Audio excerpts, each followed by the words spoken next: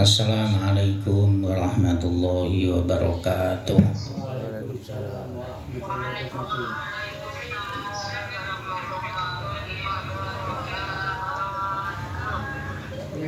Ila mu'allif al-Fatihah. A'udzu billahi minasyaitonir rajim. Bismillahirrahmanirrahim.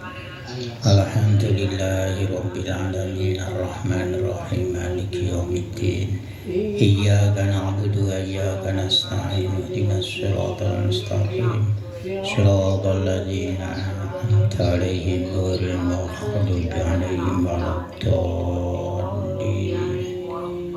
Amin. Bismillahirrahmanirrahim. Qul ja'al haqqu wa zahaqal batil innal batila kana zahuqa. Qala mu'allif rahimahullah. Babu asroris sholati wa muhimmatiha. Bab menerangkan rahasia-rahasia di balik ibadah sholat dan hal-hal yang penting dalam ibadah sholat. As-sholatu imaduddin. Sholat adalah tiang atau pondasinya agama. Jadi kalau orang dikatakan orang Islam ya harus mau sholat. Karena filosofinya itu apa itu namanya? Jari-jari. Rukunnya Islam itu kan 5.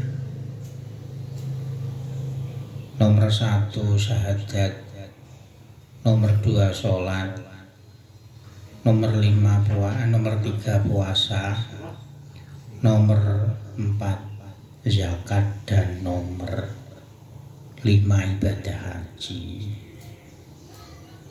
Jadi kalau pondasi mungkin ibadah haji rukunnya belum kita laksanakan karena belum mampu, itu masih utuh. Kemudian hilang satu, mungkin kita tidak zakat, itu tetap diarani orang Islam. Atau mungkin kita tidak melakukan puasa, ya tetap dikatakan orang Islam. Tapi ketika jari-jari ini tinggal 2, yaitu syahadat. Kalau syahadat karuan hanya 1 kali. Tapi ketika sholat ini hilang, maka pondasi agama Islam itu akan hilang. Maka dalam kondisi apapun, asalkan namanya orang Islam masih bernafas, nyawa itu masih berada dalam tubuh, entah sambil duduk, posisi tiduran, bahkan tidak bisa ngomong asalkan bisa berkedip-kedip, isyarah pun sholat itu hukumnya wajib. Jadi tidak boleh ditinggalkan. Terus sholat itu wa'isomul yaqini. Dan sholat ini adalah sebagai penjaga keyakinan atau akidah kita. Jadi orang Islam itu akidahnya kuat, keyakinannya itu kuat. Itu karena melakukan ibadah sholat. Bila nggak tahu sholat, maka keyakinan, kekuatan diri spiritual, pasrah diri kepada Allah itu kurang. Jadi diempet-empet, maksudnya dipaksa-paksakan. Kalau sholatnya itu diabaikan, itu sulit kita memantapkan diri untuk pasrah, untuk yakin kepada Allah, itu sulit. Makanya durasi sebentar atau sependek apapun, minimal sholat 5 waktu itu kita kerjakan. Wa isomul yaqini, sholat itu sebagai penjaga atau benteng keyakinan kita. Yang berikutnya wasayyidatul kurubati. Sayyidatul Qurubati itu bisa dikatakan pokok, bisa dikatakan kalau secara umum bahasanya itu pimpinan ibadah, maksudnya itu adalah pokok ibadah. Jadi kita rajin bersedekah, kita rajin membaca Al-Quran, kita rajin membaca sholawat, ibadah-ibadah yang lain. Tapi kalau satu sholatnya itu diabaikan, ya sudah, ibadah-ibadah yang kita laksanakan itu seakan-akan itu tidak ada gunanya. Lah wong nomor 1 wisadat, nomor 2 sholat. Maka sholat itu penting untuk kita laksanakan. Maka ibadah-ibadah yang lain sehebat apapun kalau kita itu tidak sholat, seakan-akan ibadah itu tidak ada gunanya. Itu sholat. Belingo kaya apa, nakalo kaya apa, sholat itu harus dilaksanakan. Karena sholat itu adalah sarana komunikasi, sarana kita itu berkeluh kesah. Cara Jawa niki wadul ning nggone Gusti Allah. Karena sholat itu adalah ibadah yang formal dan itu adalah ibadah yang dinas dalam Al-Quran dan dinas oleh Nabi. Jadi istilahnya itu ora kena dinyang. Ya ora kena dinyang. Aku loro sementara ora sholat yo nggak ada. Loro terus leren sholat itu nggak ada, ya sholat harus.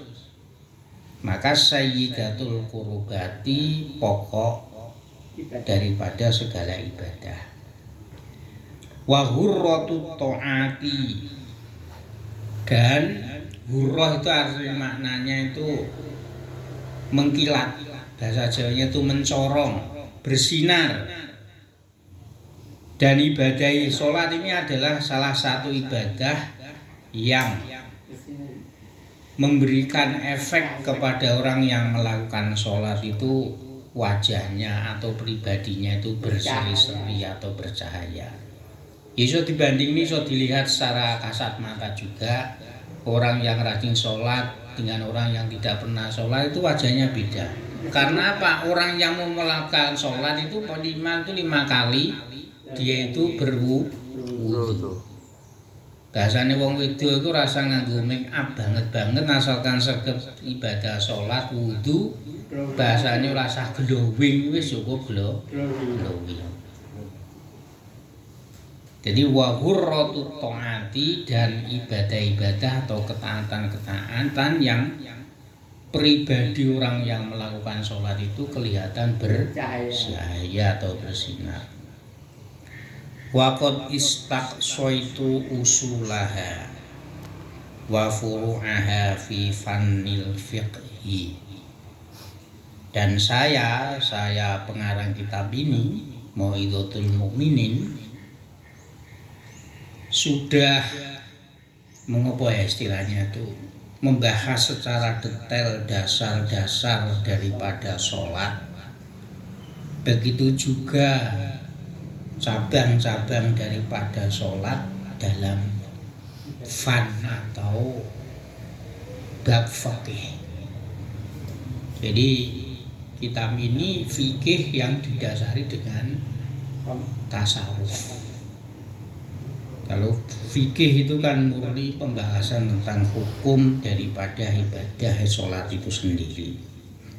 Fanak tasiluhuna alama labuda minhu lil muridi min a'maliha wa asroriha al-batinati. Nah, dalam hal ini, dalam bab asroris sholat wa muhimmatuha, saya ringkas apa saja yang wajib bagi murid. Murid itu orang yang mengendaki urusan akhirat, tentang amal ngamal ibadah sholat dan rahasia-rahasia sholat yang batin yang tidak kelihatan secara kasat mata. Bismillahirrahmanirrahim. Fadilatul adzan. Yang pertama tentu sebelum sholat ada yang namanya adzan dan qomat. Ini adzan dan qomat sunnah. Bagi wanita ini tidak disunahkan kalau adzan. Maksudnya di kalangan wanita sendiri loh. Tapi hanya disunahkan qomat. Tapi nek masjid Kurano adzan syukuran rakyat adzan. Terus ana wong wedok semangat adzan, ini malah haram. Haramnya itu bukan melantunkan adanya, itu bukan auratnya wanita itu, karena wanita itu aurat. Memang ku sing liyane iku kena dosa kabeh. Wong lanang ngono kok wong wedok kon karuan ora usah salat gitu loh. Maksud karuan ora usah adzan. Wong pancen ana sing adzan.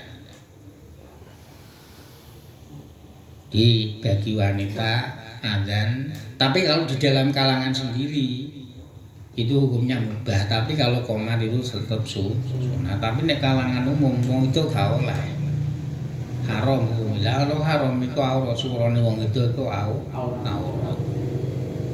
Biasane krungu suarane adzan wong itu wis nyahwati ngono lho. Makanya hukumnya haram. Haramnya itu karena aurat, bukan karena adzannya. Bagaimana keutamaan adzan? Qala sallallahu alaihi wasallam, Nabi bersabda, la yasma'u nida al mu'adzini jinnun wala insun wala syai'un illa syahida lahu yaumal qiyamah.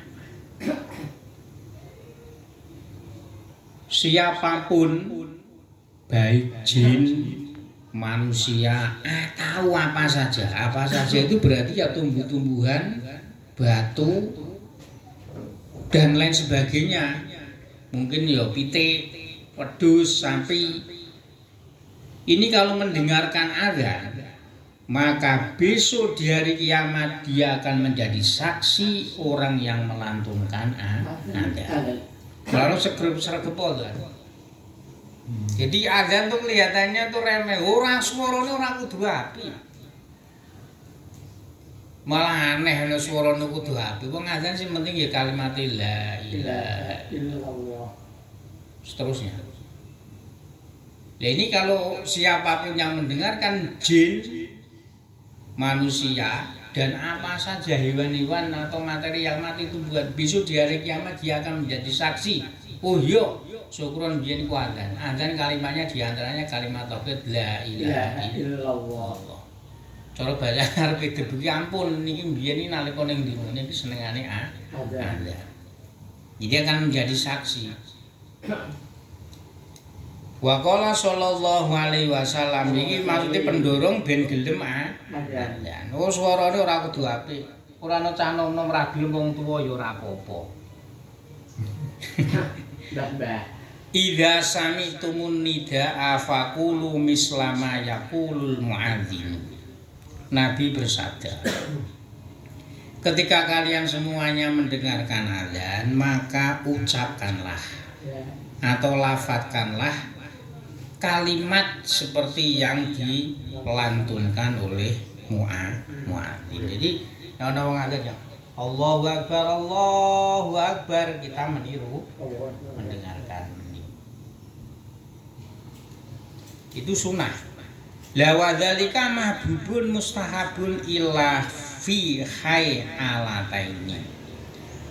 Menirukan kalimat azan yang dikumandangkan muadzin itu hukumnya adalah sunnah.